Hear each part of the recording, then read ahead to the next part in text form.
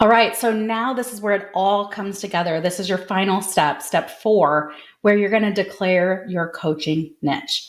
So before I dig into the workbook and what you're going to do next, I just want you to know that your coaching niche doesn't have to be absolutely perfect right now, right? So I want you to take imperfect action and declare and pick the one that resonates with your heart right now.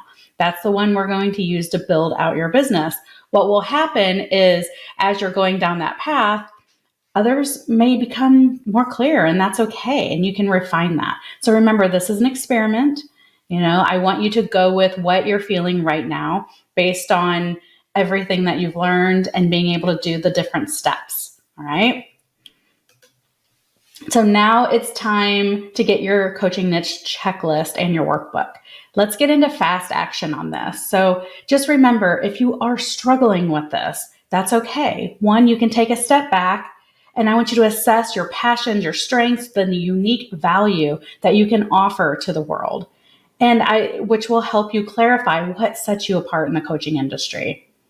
If you're also struggling, don't be afraid to talk to potential clients, previous clients, especially the ones that you loved. That's, for me, is how I found my coaching niche, is like, who did I love to work with the most?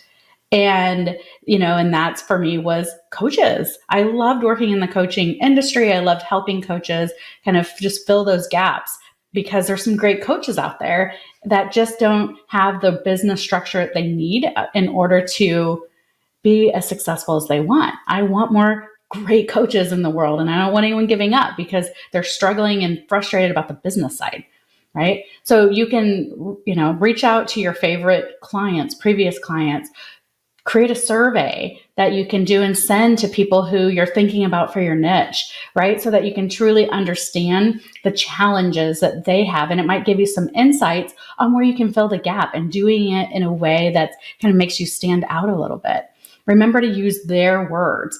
As much as we can, we don't want to translate through our own belief systems, our words. We want to use their words. So that's what I love about talking to a few people that would be ideal clients for you.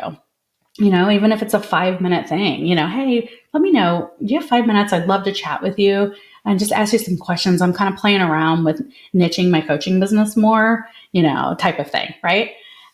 So that's another option if you're struggling. And remember, this is just an experiment. You can also reach out for help. You can reach out to me if you're struggling in this area, or bring your questions to the next group coaching session to get feedback from the group. But regardless, it's all about getting into action and picking your niche that's going to make you stand out. All right. So let's get into fast action. Click the link below to download your workbook, and you can print it off if you want and hand write into it if that's what you like to do, or it's the type of workbook where you can type right in it as well. So whatever works for you. I've tried to make it as simple as possible so you can pick from the list, but just also remember it can go beyond the options that I gave you as well. Okay. You can come up with your own, whatever you want to do. Have fun with this. Have fun with this exercise and this strategy, because it really is going to build a foundation for everything else we're doing. All right. So enjoy.